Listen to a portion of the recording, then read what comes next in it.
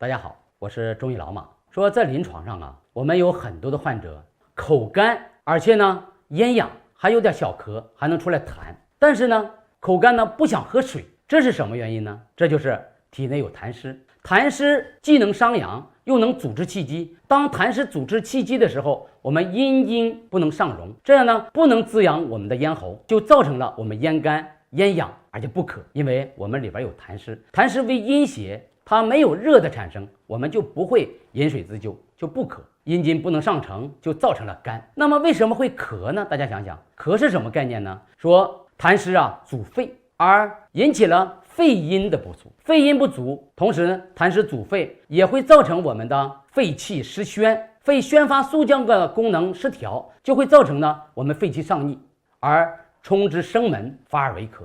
那么临床上我们怎么来解决这个疾病呢？我通过一个患者的病例来给大家介绍一下。这是一个50岁的中青年的女性，通过这个疾病呢，我给她用了中医的化痰祛湿，同时要健脾解郁的方法，就用了大约半个月，她的症状呢就得到了明显的缓解。其实啊，有些疾病我们不用给她用过多的药，中医对于咽干、口干、舌燥，它的辩证是这样的。当我们口干舌燥喜冷饮的时候，一定有实热之症、大热之症。你像肺热和我们胃热、大热之症。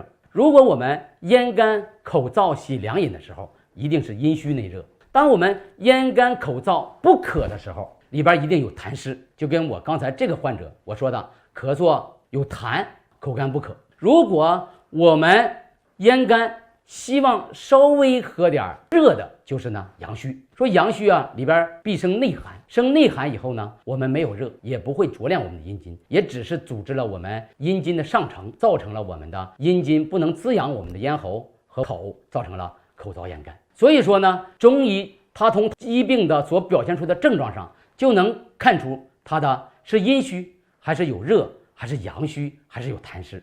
通过这个50岁的马姓女子呢，我给她用药的经历，我给大家讲一讲，我们怎么解决有痰湿同时呢咽干咽痒的症状。我们怎么来解决呢？第一个就得健脾化痰。健脾化痰呢，我们采用四君子和我们的温胆汤来合作。因为这个人呢，当时他来的时候，舌苔呢也是厚腻的，而且呢一摸他的脉呢滑，稍微有点数，同时呢感觉呢确实是身体也比较胖，所以说就给他用了六君子配上我们的温胆汤，说完完全全的健脾化痰。六君子的四君子用来干什么呢？用来健脾。而半夏配陈皮，我也给大家讲过，就是化痰理气，同时呢也能和胃。同时我们温胆汤中就是由半夏、陈皮这两味药，再加上猪如，再加上枳实，再加上我们的茯苓、生姜、大枣，就成了我们的10大名方之一温胆汤，有非常好的化痰祛湿清热的功能。你像猪如用15克，而我们的枳实用10克，而我们四君里边呢也有我们的茯苓，同时呢这就是四君子中加上呢半夏、陈皮，再加上我们的枳实、猪如、生姜、大枣就可以了。同时大家一定记住，说脾虚痰从何来，有2个问题。一个呢，我们肝郁气滞，气滞水停，凝而成痰；肝郁成脾犯胃，而脾胃虚弱，聚湿成痰。所以说要加解郁的。这次解郁的呢，我们加柴胡配青皮配我们的香附就可以了。为什么不加郁金呢？因为我们猪如已经寒凉，过于寒凉就会属我们痰湿冰敷，不好去啊。同时呢，也得加一味活血的、利咽的。活血呢，我们加了丹参；利咽的加了北豆根。